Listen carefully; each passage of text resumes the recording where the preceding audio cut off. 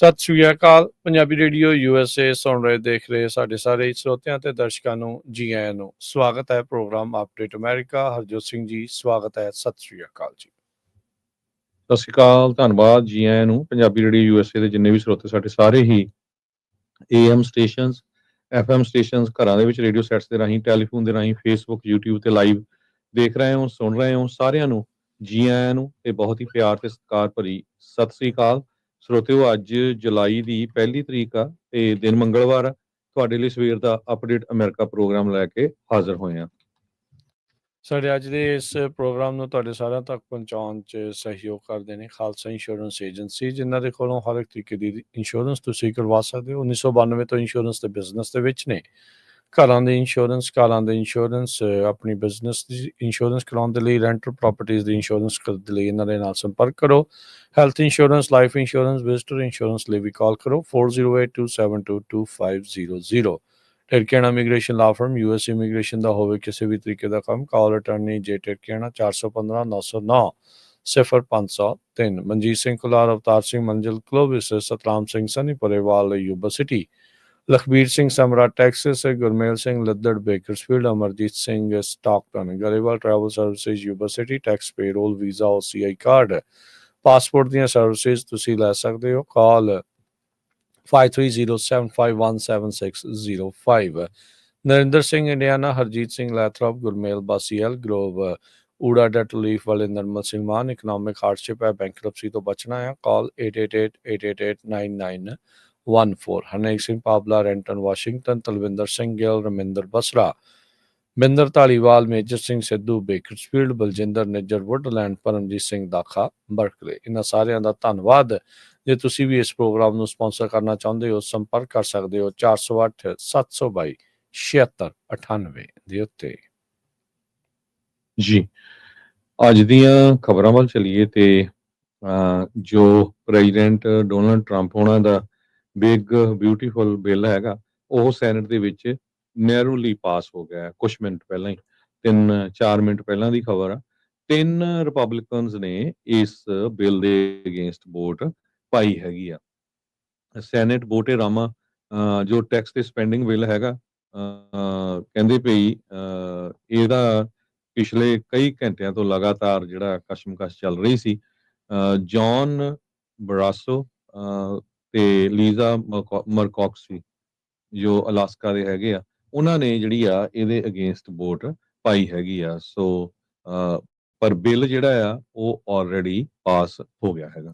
50-50 split ਸੀਗਾ ਤੇ ਜਿਹੜਾ ਡਿਸਾਈਡਿੰਗ ਵੋਟ ਆ ਉਹ ਉਪ ਰਾਸ਼ਟਰਪਤੀ JD ਵੈਂਸ ਉਹਨਾਂ ਨੇ ਇਸ ਬਿੱਲ ਦੇ ਹੱਕ ਦੇ ਵਿੱਚ ਪਾ ਕੇ ਜਿਹੜੀ ਉਹ ਕਰ ਦਿੱਤੀ ਆ।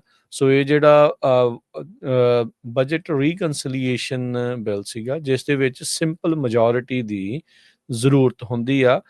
ਜਿਹੜੇ ਬਹੁਤ ਸਾਰੇ ਹੋਰ ਸੈਨੇਟ ਦੇ ਬਿੱਲਸ ਆ, ਉਹਨਾਂ ਵਿੱਚ 60 ਜਿਹੜੇ ਸੈਨੇਟਰਸ ਆ ਉਹਨਾਂ ਦੀ ਜਿਹੜੀ ਉਹ ਜ਼ਰੂਰਤ ਰਹਿੰਦੀ ਆ ਬਿੱਲ ਨੂੰ ਜਿਹੜਾ ਉਹ ਪਾਸ ਕਰਾਉਣ ਦੇ ਲਈ। ਪਰ ਸੈਨੇਟ ਦੇ ਇਸ ਜਿਹੜੇ ਰੀਕਨਸੀਲੀਏਸ਼ਨ ਬਿੱਲ ਦੇ ਵਿੱਚ, ਜਿਸ ਨੂੰ ਟਰੰਪ ਉਹਨਾਂ ਦਾ ਮੈਗਾ ਬਿੱਲ ਜਾਂ ਬਿਗ ਬਿਊਟੀਫੁਲ ਬਿੱਲ, ਹੋਰ ਵੱਖ-ਵੱਖ ਨਾਮ ਜਿਹੜੇ ਉਹ ਇਸ ਤੇ ਦਿੱਤੇ ਗਏ ਸੀਗੇ, ਉਹ ਹੁਣ ਸੈਨੇਟ ਦੇ ਵਿੱਚੋਂ ਪਾਸ ਹੋ ਚੁੱਕਾ ਆ। ਸੋ ਹੁਣ ਤੋਂ ਕੁਝ ਮਿੰਟ ਪਹਿਲਾਂ ਦੀ ਹੀ ਜਿਹੜੀ ਇਹ ਗੱਲ ਸੀਗੀ।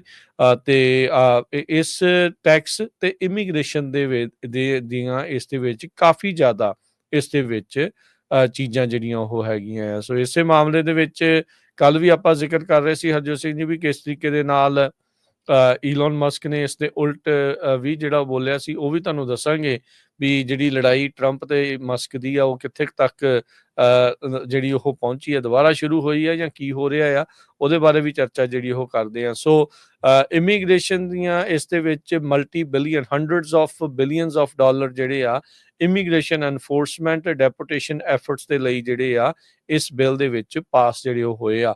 ਹੁਣ ਇਹ ਬਿੱਲ ਜਿਹੜਾ ਹਰਜੋਤ ਸਿੰਘ ਜੀ ਹਾਊਸ ਦੇ ਵਿੱਚ ਜਾਊਗਾ ਤੇ ਹਾਊਸ ਦੇ ਵਿੱਚ ਵੀ ਮੈਜੋਰਟੀ ਬਹੁਤ ਨੈਰੋ ਆ ਰਿਪਬਲਿਕਨਸ ਦੀ। ਸੋ ਉਹ ਦੇਖਣਾ ਹੋਊਗਾ ਵੀ ਕਿਸ ਤਰੀਕੇ ਦੇ ਨਾਲ ਗੱਲ ਜਿਹੜੀ ਉਹ ਬਣਦੀ ਆ। So Susan Collins, Lisa Murkowski, Ron Johnson, Rand Paul ਦੇ ਉੱਤੇ ਕਹਿੰਦੇ ਸਾਰਿਆਂ ਦੀਆਂ ਨਜ਼ਰਾਂ ਜਿਹੜੀਆਂ ਉਹ ਸੀਗੀਆਂ ਤੇ ਇਹ ਜਿਹੜੇ ਸੈਨੇਟਰਸ ਜਿਹੜੇ ਆ ਉਹਨਾਂ ਨੇ ਉਲਟ ਵੋਟ ਪਾਈ ਆ। ਇਵੈਂਚੁਅਲੀ ਸੂਜ਼ਨ ਕਾਲਿਨ ਜਿਹੜੇ ਮੇਨ ਤੋਂ ਰੈਂਡ ਪੌਲ ਕੰਟਕੀ ਤੋਂ ਤੇ ਜਿਹੜੇ ਥੌਮ ਟਿਲਸ ਜਿਨ੍ਹਾਂ ਨੇ ਰੀ-ਇਲੈਕਸ਼ਨ ਦੇ ਲਈ ਨਾ ਕਰ ਦਿੱਤੀ ਆ, ਹੁਣ ਹੱਥ ਪਿੱਛੇ ਖਿੱਚ ਲਏ ਆ ਨਾਰਥ ਕੈਰੋਲੀਨਾ ਦੇ, ਉਹਨਾਂ ਨੇ ਜਿਹੜੀ ਇਹ ਡੈਮੋਕ੍ਰੇਟਸ ਦੇ ਨਾਲ ਮਿਲ ਕੇ ਇਸ ਜਿਹੜੇ ਇਸ ਦੇ ਉਲਟ ਜਿਹੜੀ ਉਹ ਵੋਟ ਪਾਈ ਹੈਗੀ ਆ।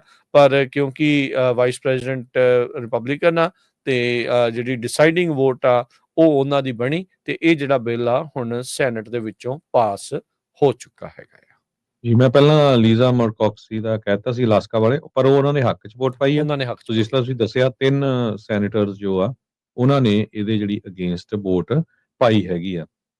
ਸੋ ਇਸ ਸੰਬੰਧ ਦੇ ਵਿੱਚ ਪਿਛਲੇ ਕੁਝ ਦਿਨਾਂ ਤੋਂ ਜੋ ਟੈਸਲਾ ਦੇ ਸੀਈਓ ਹੈਗੇ ਆ ਇਲੋਨ ਮਸਕ, ਉਹਨਾਂ ਨੇ ਕਿਹਾ ਸੀ ਵੀ ਜਿਹੜੇ ਵੀ ਸੈਨੇਟਰ ਜਾਂ ਕਾਂਗਰਸਮੈਨ ਇਸ ਬਿੱਲ ਦੇ ਹੱਕ ਵਿੱਚ ਵੋਟ ਪਾਉਂਦੇ ਆ, ਜਿਹਦੇ ਨਾਲ ਅਮਰੀਕਾ ਦਾ ਕਰਜ਼ਾ $5 ਟ੍ਰਿਲੀਅਨ ਹੋਰ ਵੱਧ ਜਾਣਾ ਆ, ਉਹਨਾਂ ਨੂੰ ਜਿਹੜਾ ਆ ਉਹਨਾਂ ਦੇ ਅਗੇਂਸਟ ਆਪਾਂ ਆਉਣ ਵਾਲੀਆਂ ਇਲੈਕਸ਼ਨ ਦੇ ਵਿੱਚ ਕੈਂਡੀਡੇਟਸ ਨੂੰ ਸਪੋਰਟ ਕਰਾਂਗੇ। ਮੇਬੀ ਕਹਿੰਦੇ ਵੀ ਇੱਕ ਤੀਜੀ ਪਾਰਟੀ ਜਿਹੜੀ ਆ ਅਮਰੀਕਾ ਪਾਰਟੀ ਉਹ ਬਣ ਜਾਵੇ।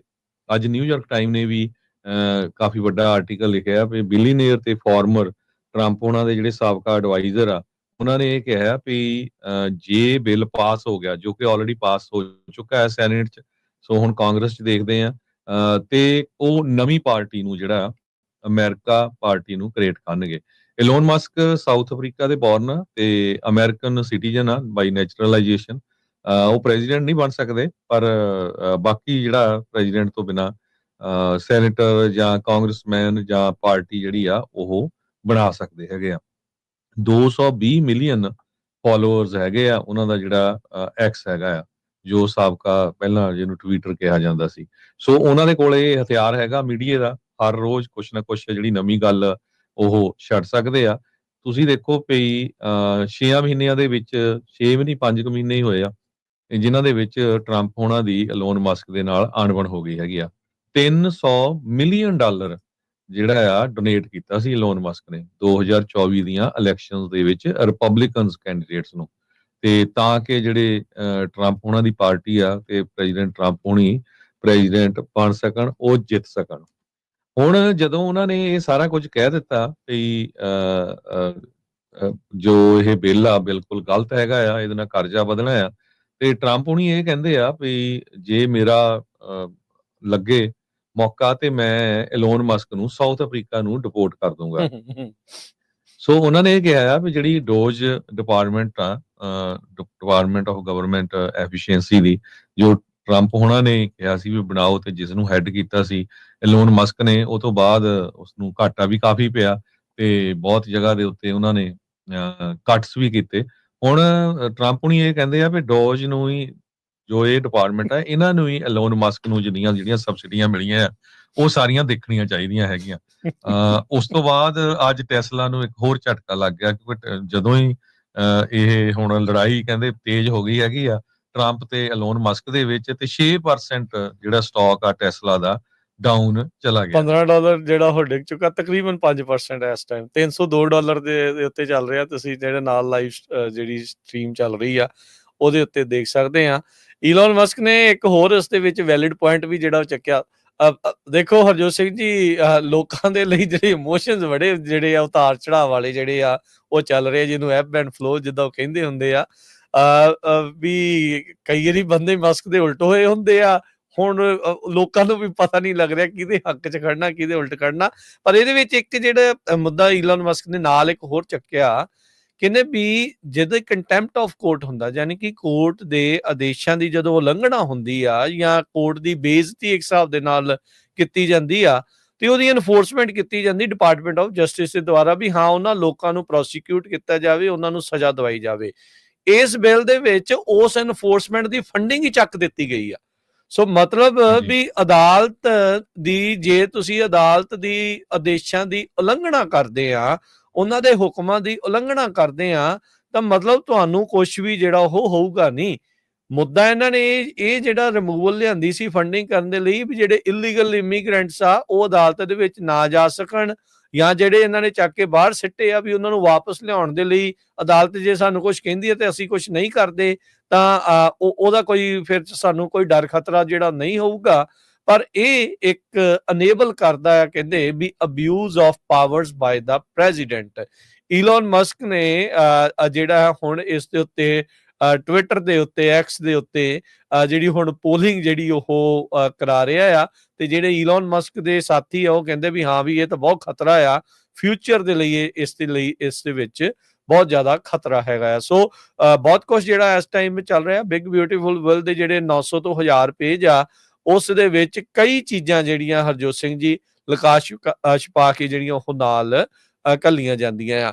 ਕੱਲ ਹੀ ਆਪਾਂ ਖਬਰ ਕੀਤੀ ਸੀ ਜਿਹੜੀ ਵੀ ਰਾਸ਼ਟਰਪਤੀ ਟਰੰਪ ਹੁਣਾਂ ਨੇ ਮੈਮੋ ਜਾਰੀ ਕੀਤਾ ਆ ਇੱਕ ਟਰੰਪ ਐਡਮਿਨਿਸਟ੍ਰੇਸ਼ਨ ਦੇ ਦੁਆਰਾ, ਵੀ ਨੈਚੁਰਲਾਈਜ਼ਡ ਸਿਟੀਜ਼ਨਸ ਨੂੰ ਕਿਸ ਤਰੀਕੇ ਦੇ ਨਾਲ, ਜੇ ਉਹਨਾਂ ਨੇ ਕੋਈ ਕ੍ਰਾਈਮ ਕੀਤਾ ਆ, ਮਟੀਰੀਅਲ ਕ੍ਰਾਈਮ ਜੇ ਕੋਈ ਹੈਗਾ ਆ, ਤੇ ਉਹਨਾਂ ਨੂੰ ਡਿਪੋਰਟ ਬੇਸਿਕਲੀ ਕੀਤਾ ਜਾ ਸਕਦਾ, ਨੈਚੁਰਲਾਈਜ਼ ਸਿਟੀਜ਼ਨਸ਼ਿਪ ਉਹਨਾਂ ਦੀ ਖੋਈ ਜਾ ਸਕਦੀ ਆ, ਤੇ ਫਿਰ ਉਸ ਤੋਂ ਬਾਅਦ ਚ ਉਹਨਾਂ ਨੂੰ ਡਿਪੋਰਟ ਜਿਹੜਾ ਉਹ ਕੀਤਾ ਜਾ ਸਕਦਾ। ਈਲੋਨ ਮਸਕ ਜੋ ਕਿ ਆਪ ਸਾਊਥ ਅਫਰੀਕਾ ਦਾ ਨੈਸ਼ਨਲ ਆ ਤੇ ਨੈਚੁਰਲਾਈਜ਼ਡ ਯੂਐਸ ਸਿਟੀਜ਼ਨ ਆ, ਹੁਣ ਡੋਜ ਜੇ ਹਰਜੋਤ ਸਿੰਘ ਜੀ ਇਸ ਦੇ ਉੱਤੇ ਲਾਉਂਦੇ ਆ, ਤੇ ਜੇ ਮੰਨ ਲਓ ਲੱਭ ਜਾਂਦਾ ਕੁਛ ਨਾ ਕੁਛ, ਲੱਭਣ ਨੂੰ ਤੁਹਾਨੂੰ ਲੱਭ ਹੀ ਲੈਣਾ ਆ।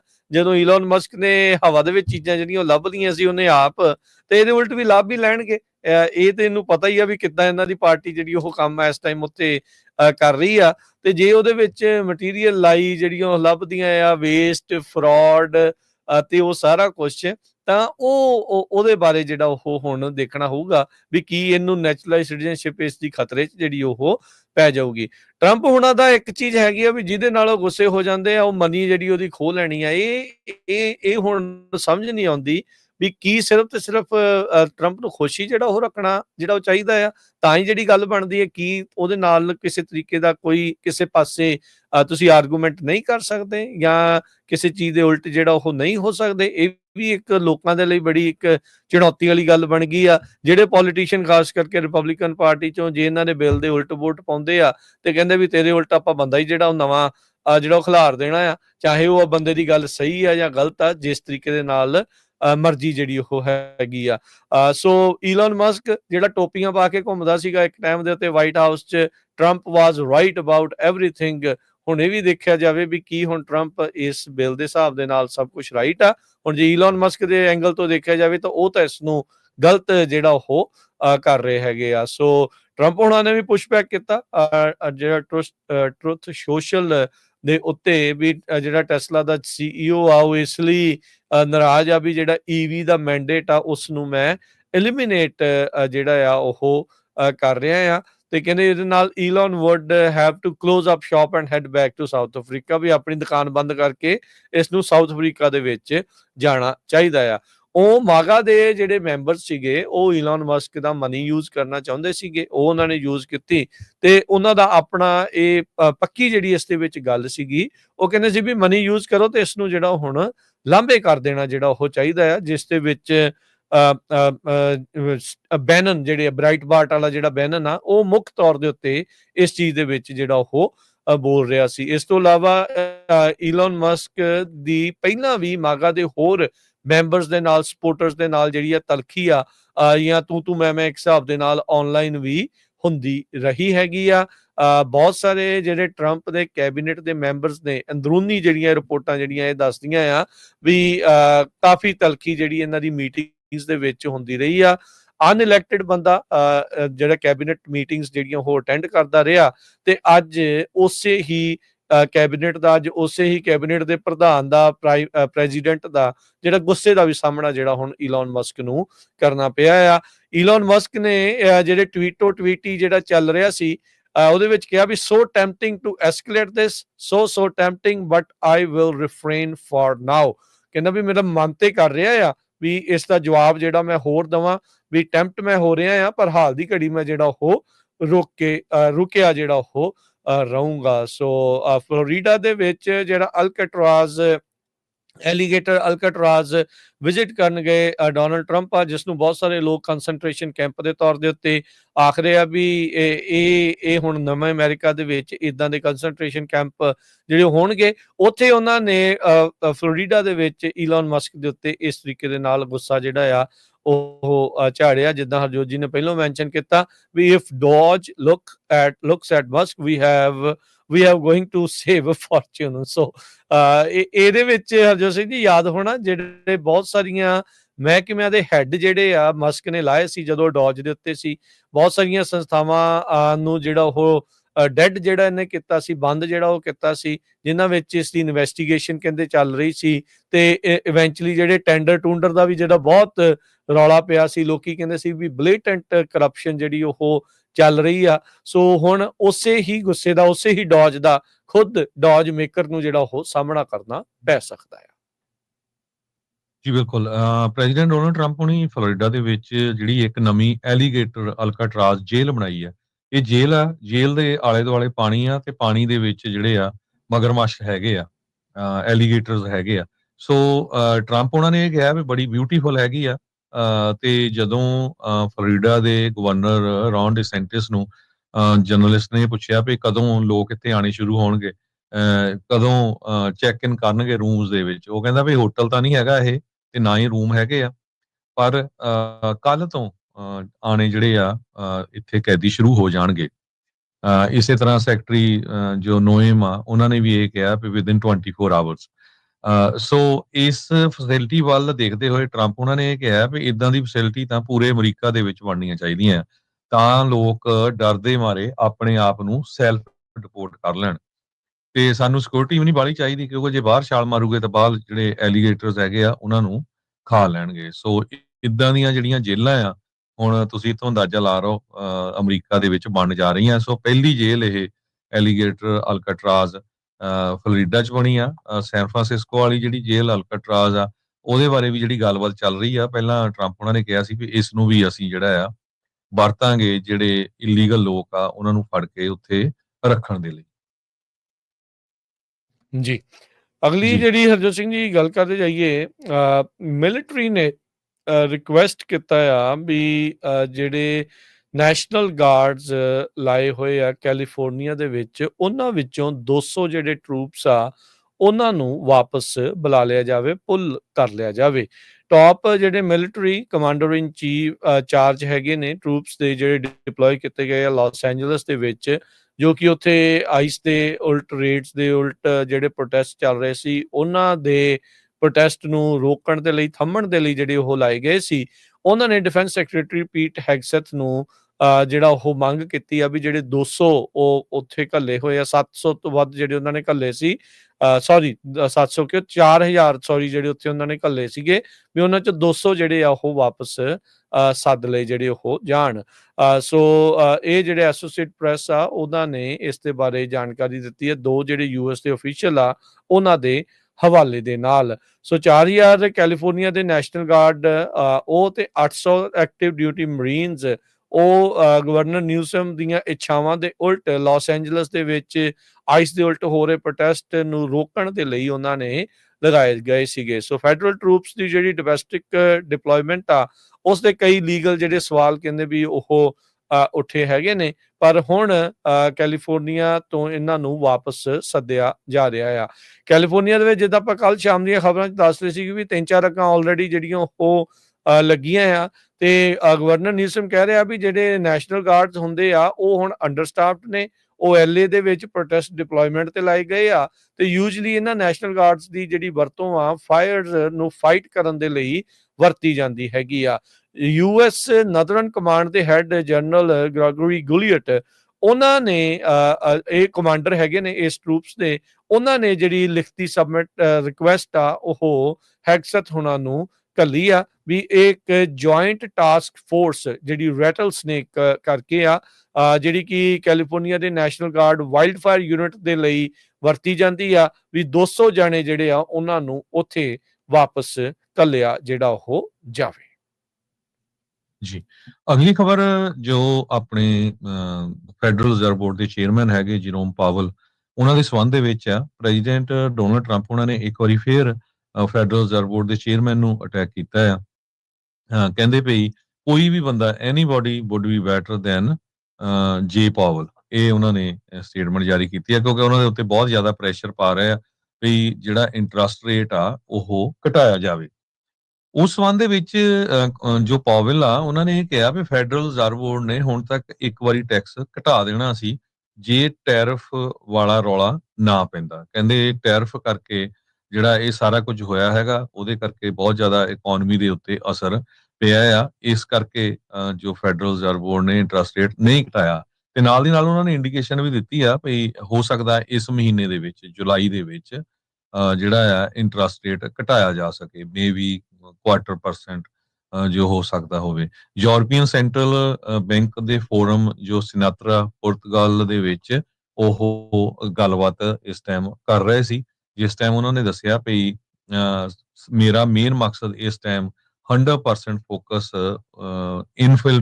ਇਨਫਲੇਸ਼ਨ ਨੂੰ ਕੰਟਰੋਲ ਕਰਨ ਦੇ ਉੱਤੇ ਹੈਗਾ ਤੇ ਮੈਕਸਿਮਮ ਏਮਪਲੋਇਮੈਂਟ ਡਿਲੀਵਰ ਕਰਨ ਦੇ ਉੱਤੇ, ਤਾਂ ਕਿ ਲੋਕਾਂ ਨੂੰ ਜੌਬਾਂ ਵੀ ਮਿਲਣ ਤੇ ਇਨਫਲੇਸ਼ਨ ਵੀ ਘਟਣ। ਸੋ ਇਸ ਕਰਕੇ ਜਿਹੜਾ ਇੰਟਰਸਟ ਰੇਟ ਆ ਉਹ ਨਹੀਂ ਘਟਾਇਆ ਜਾ ਸਕਦਾ। ਸੋ ਹੋਪਫੁਲੀ ਕਹਿੰਦੇ ਹੋ ਸਕਦਾ ਵੀ ਇਸ ਮਹੀਨੇ ਦੇ ਵਿੱਚ ਜਿਹੜਾ ਆ ਇੱਕ ਕੱਟ ਲਾਇਆ ਜਾਵੇ। ਜੀ।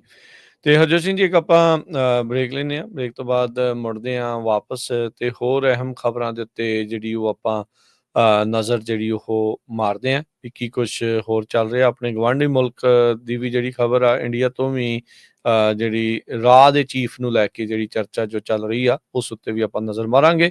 ਮਿਲਦੇ ਹਾਂ ਇੱਕ ਕਮਰਸ਼ੀਅਲ ਬ੍ਰੇਕ ਤੋਂ ਬਾਅਦ 'ਚ।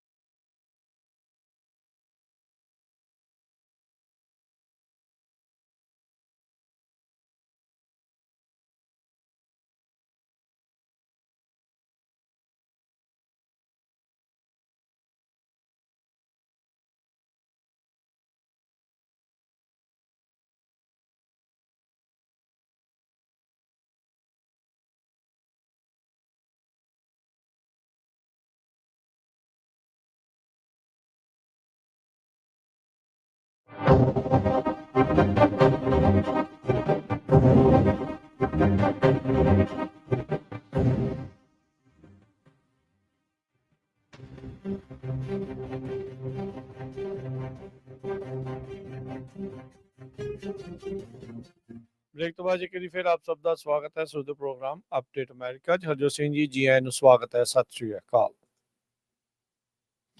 ਆਵਾਜ਼ ਨਹੀਂ ਆ ਰਹੀ ਜੀ। ਸਤਿ ਸ਼੍ਰੀ ਅਕਾਲ, ਧੰਨਵਾਦ, ਜੀ ਆਇਆਂ ਨੂੰ। ਅਗਲੀਆਂ ਖਬਰਾਂ ਵੱਲ ਚੱਲੀਏ ਤੇ ਇਮੀਗ੍ਰੇਸ਼ਨ ਦੇ ਨਾਲ ਰਿਲੇਟਡ ਇੱਕ ਦੋ ਖਬਰਾਂ ਆਪਾਂ ਸਾਂਝੀਆਂ ਜੇ ਕਰ ਲਈਏ। ਦੋ ਹੋਰ ਮੌਤਾਂ ਜਿਹੜੀਆਂ ਉਹ ਆਈਸ ਦੇ ਕਸਟਡੀ ਦੇ ਵਿੱਚ ਹੋਈਆਂ ਹੈਗੀਆਂ। ਕਹਿੰਦੇ ਵੀ one of the deadliest year immigration detention ਦੇ ਵਿੱਚ ਇਹ ਸਾਲ ਗਿਣਿਆ ਜਾ ਰਿਹਾ ਹੈਗਾ। ਇੱਕ ਕੀਵਨ ਮੂਲ ਦਾ 75 ਸਾਲਾਂ ਦਾ ਬਜ਼ੁਰਗ ਜਿਹੜਾ ਆ ਉਹਦੀ ਇਮੀਗ੍ਰੇਸ਼ਨ ਡਿਟੈਂਸ਼ਨ ਦੇ ਵਿੱਚ ਮੌਤ ਹੋਈ ਆ ਪਿਛਲੇ ਹਫ਼ਤੇ। ਸੋ 13 ਮੌਤਾਂ ਆਈਸ ਦੀਆਂ ਜੇਲ੍ਹ ਦੇ ਵਿੱਚ ਇਸ ਸਾਲ ਸਨ 2025 ਚ ਹੋ ਚੁੱਕੀਆਂ ਹੈਗੀਆਂ। ਸੋ ਇਸ ਤੋਂ ਪਹਿਲਾਂ ਇੱਕ ਕੈਨੇਡੀਅਨ ਸਿਟੀਜ਼ਨ ਦੀ ਮੌਤ ਜੋ ਆਈਸ ਦੇ ਡਿਟੈਂਸ਼ਨ ਦੇ ਵਿੱਚ ਸੀਗਾ ਉਹ ਹੋ ਚੁੱਕੀ ਹੈਗੀ ਆ। ਜੋ ਆਈਸ ਦਾ ਟਾਰਗੇਟ ਹੈਗਾ ਵੀ 3000 ਲੋਕਾਂ ਨੂੰ ਹਰ ਰੋਜ਼ ਅਰੈਸਟ ਕਰਨਾ ਹੈਗਾ ਆ। ਇਹਦਾ ਕ੍ਰਿਟਿਸਿਜ਼ਮ ਵੀ ਕਾਫੀ ਹੋ ਰਿਹਾ ਹੈਗਾ। ਹੁਣ ਤੱਕ 56000 ਲੋਕ ਜੇਲ੍ਹਾਂ ਦੇ ਵਿੱਚ ਪਾਏ ਹੋਏ ਆ। ਤੇ ਕਹਿੰਦੇ ਵੀ 140% ਜੋ ਏਜੰਸੀ ਦੀ ਸਟੇਟਡ ਕੈਪੈਸਿਟੀ ਆ ਉੱਥੇ ਉਹ ਇਹ ਕਵਰ ਕਰ ਰਿਹਾ ਵੀ 100 ਨਾਲੋਂ ਵੱਧ 140% ਤੱਕ ਜਿਹੜੀ ਹੋ ਗਈ ਹੈਗੀ ਆ। ਪੌਲ ਸ਼ਾਵੇਜ਼ ਇੱਕ ਲਿਟੀਗੇਸ਼ਨ ਤੇ ਐਡਵੋਕੇਸੀ ਡਾਇਰੈਕਟਰ ਹੈਗੇ ਅਮਰੀਕਨਸ ਫॉर ਇਮੀਗ੍ਰੈਂਟ ਜਸਟਿਸ ਦੇ। ਉਹਨਾਂ ਨੇ ਕਿਹਾ ਵੀ ਜਿਹੜੀ ਜੇਲ੍ਹਾਂ ਦੀ ਕੰਡੀਸ਼ਨ ਆ ਮੈਂ 20 ਸਾਲਾਂ ਦੇ ਵਿੱਚ ਇਦਾਂ ਦੀ ਨਹੀਂ ਦੇਖੀ ਇੰਨੀ ਬੈਡ ਜਿਹੜੀ ਇਸ ਟਾਈਮ ਬਣੀ ਹੋਈ ਹੈਗੀ ਆ। ਇੱਕ 49 ਸਾਲਾਂ ਦਾ ਜਿਹੜਾ ਕੈਨੇਡੀਅਨ ਆ ਉਹ ਆਪਾਂ ਤੁਹਾਡੇ ਨਾਲ ਪਿਛਲੇ ਦਿਨਾਂ ਦੇ ਵਿੱਚ ਵੀ ਖਬਰ ਸਾਂਝੀ ਕੀਤੀ ਸੀ ਵੀ ਉਸ ਦੀ ਜਿਹੜੀ ਆ ਨੋਵੀਐਲੋ ਨਾਮ ਦਾ ਬੰਦਾ ਉਸ ਦੀ ਆਈਸ ਦੇ ਫੈਸਿਲਿਟੀ ਦੇ ਵਿੱਚ ਜਿਹੜੀ ਮੌਤ ਹੋਈ ਹੈਗੀ ਆ। ਸੋ ਜਿਹੜੀ ਕੋਈ ਵੀ ਸਰਕਾਰ ਆਈ ਆ ਉਹਦੇ ਦੌਰਾਨ ਸਭ ਤੋਂ ਵੱਧ ਮੌਤਾਂ ਜਿਹੜੀਆਂ ਆ ਜੇ ਆਈਸ ਦੇ ਡਿਟੈਂਸ਼ਨ 'ਚ ਹੋਈਆਂ ਹੈਗੀਆਂ ਆ ਉਹ ਪ੍ਰੈਜ਼ੀਡੈਂਟ ਡੋਨਲਡ ਟਰੰਪ ਉਹਨਾਂ ਦੇ ਸਮੇਂ ਦੇ ਦੌਰਾਨ ਹੋਈਆਂ ਹੈਗੀਆਂ।